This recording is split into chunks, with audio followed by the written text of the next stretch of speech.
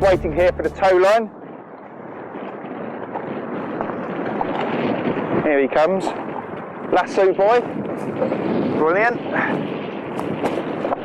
So all the ropes outside the rails, my line goes through. Start pulling through. Absolutely crucial when I go under the rails. Take in a reasonable amount of slack. Make off, drop it in the fair leads. And this end of the line just goes down to my second cleat. Do that bit in a moment, just for some extra purchase. Spread that load.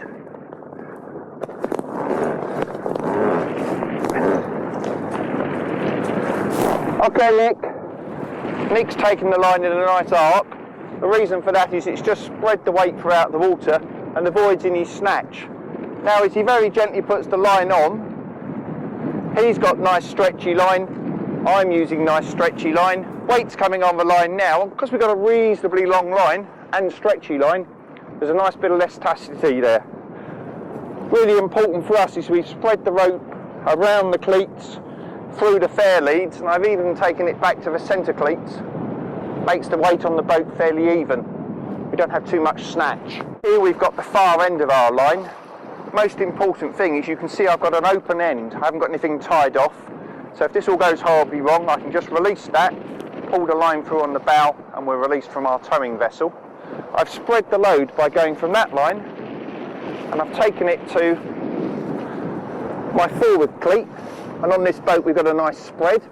So loads onto this cleat, out through this fair lead, up to the bowline that Nick's tied on the end of his towing rope, back down through my second fore lead, round my cleat, and then back down to the mid cleat on my boat. That means we've got the weight nicely spread, we've got the tow nicely centralised, and I've got the pull point nicely ahead of the anchor so it's not getting tangled, and we're not going to have any mess with slewing around because the tow line's too short. We're using our kedge anchor warp because it's really nice and stretchy. Our tow boat's using a nice bit of octoplat, perfect for this job.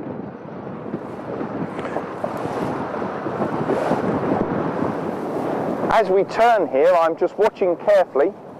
If it goes too slack, I've got to be conscious of it getting caught on any fixtures at the front of the boat. So I'm just monitoring, keeping my body weight low, hang on to the rails if I need. Because of the shape of our anchor, we've got to be very careful that the rope doesn't get caught around these flukes or around the centre part. He's making a nice job of that. He's just keeping a fraction of tension on that line. Again, he's keeping it in a really big arc, so there's no sudden snatch. Weight's coming on now. This is the crucial bit. Make sure it doesn't catch on the anchor. Just positioning myself so that as we come round,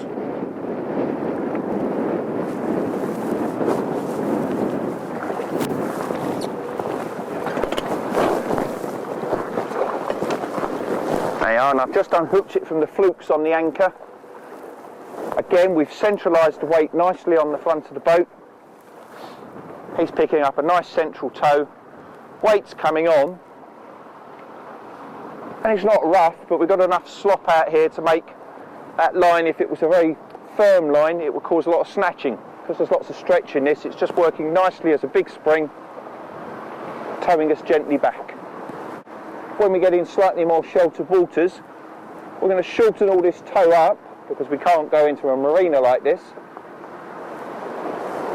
Nick will take me upwind so he can drift across the river. I'll give him the signal, and he will control what happens from that point.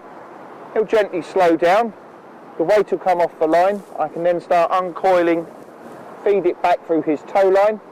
As I'm doing that, he'll haul in on his line and reverse gently up to me. I'll get my line safely out the way, then we'll come alongside and rig a short side tow to put us into a small space. Very gently undo it. Just coil nice and loosely as I go. Again, keep your body weight low. If it's rough, you'll be surprised how quickly you can get thrown about. Again, making sure no weight comes on the rails. You drop that end,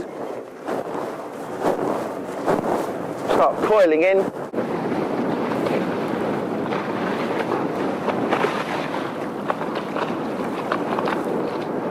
What we've rigged here, Nick's taken his bow line and put it on my centre cleat. That's just to hold the two boats together. Not much more than that really.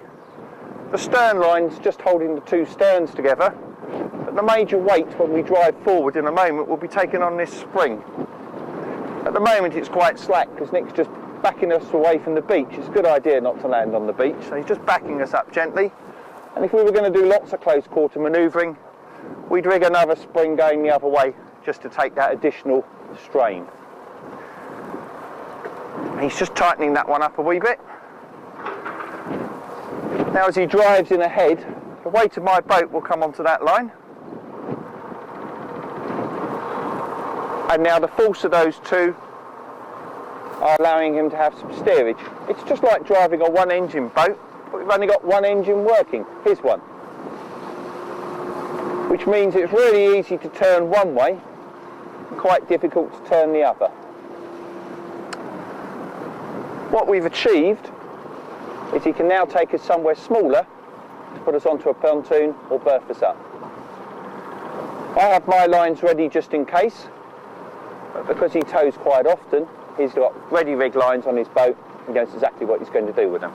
Make sure that all the lines are outside the rails, so I've got a nice open lead onto my cleats here, and obviously Seastar have got a lovely boat that's rigged for this.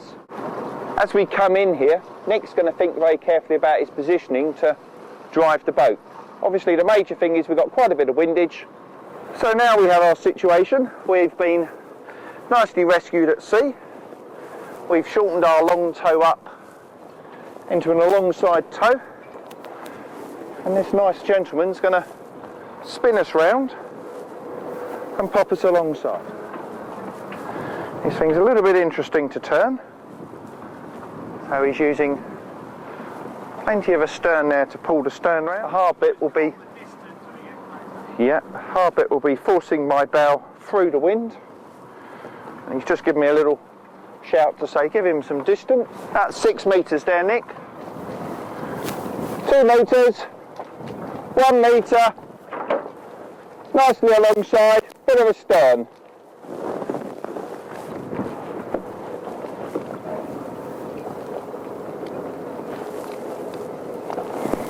Excellent.